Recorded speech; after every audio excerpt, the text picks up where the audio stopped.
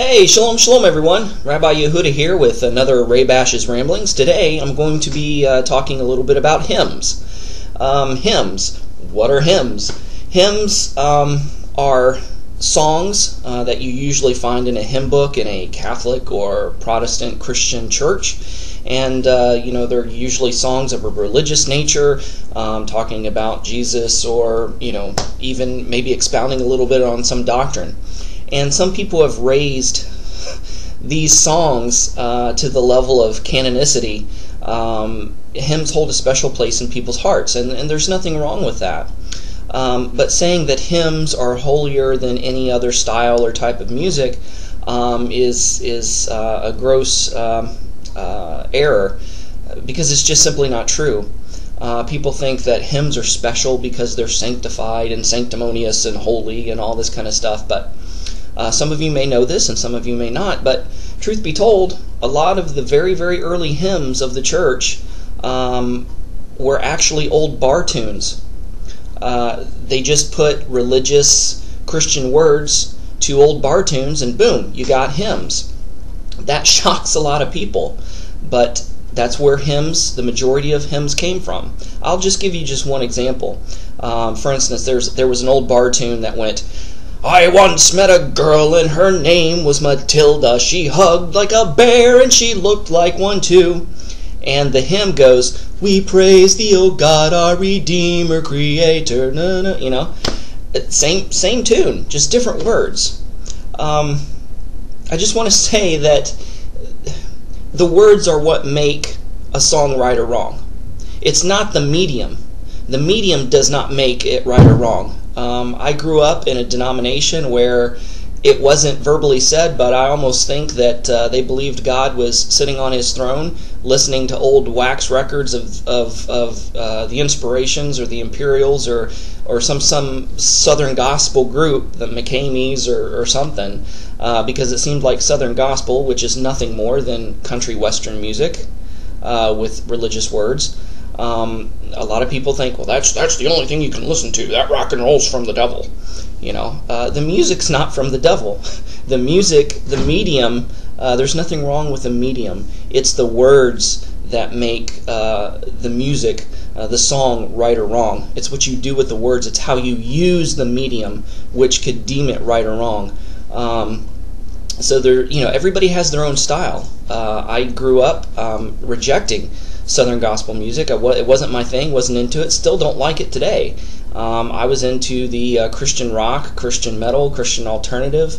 I still like it. I got to be in the mood for it now as I'm getting older, but I still like it. I'm into a lot of the messianic music, a lot of the grassroots, folky, coffee house style of praise and worship, where it's just kind of grassroots, raw and gritty. Love that stuff. So the music, there's nothing wrong with the music. It's how you use the music which makes it right or wrong. It's the words that's put with the music that makes it right or wrong. Everybody's got their own unique taste. Everybody's got their own unique style. There's nothing wrong with that. That's why you go to different parts of the world and different believers praise and worship God in a different way, because they have instruments that are indigenous to that area of the world, that area of the country.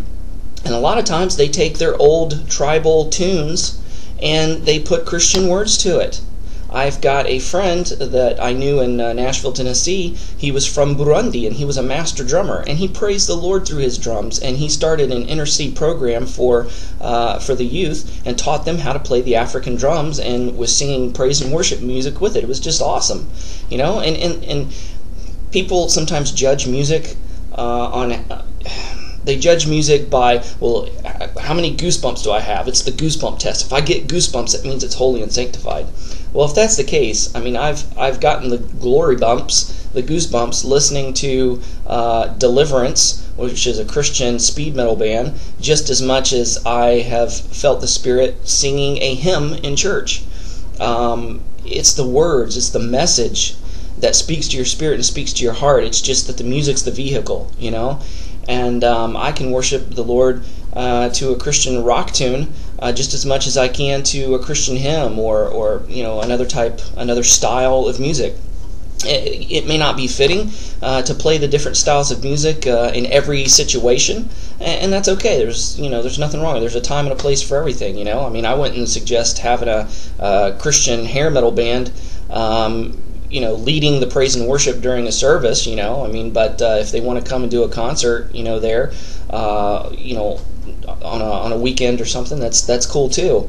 But to each his own. I mean, we all have our own different tastes, we have our own different opinions, but I just wanted to share with you a little bit of knowledge, a little bit of background about Christian hymns, and hopefully I busted the myth and busted the misconception that one music genre is more sanctified, more holy than another musical genre. If we were able to hear the type of music that David HaMelech, King David, composed, with all the instruments of Israel, the harp, the lyre, all the other instruments that we know about, don't know about, discovered, haven't discovered, it would probably sound very foreign to our ear. And maybe if we didn't even know that David composed that melody or that tune, we may think, well, that's worldly, that sounds like some kind of Muslim Middle Eastern stuff or something. When in fact, it was composed by King David. And my goodness, if there was anybody who knew a thing about praise and worship, I'm telling you, it was King David. He practically invented it, tongue in cheek, because he was known for praising God. So, little food for thought there. Hope you enjoyed the video. Hope you learned something. And tune in again next time, where who knows what I'll be speaking about. Love you guys. Thanks for all your comments and your encouragement. And we'll see you next time. Shalom. Shavua Tov. Bye-bye.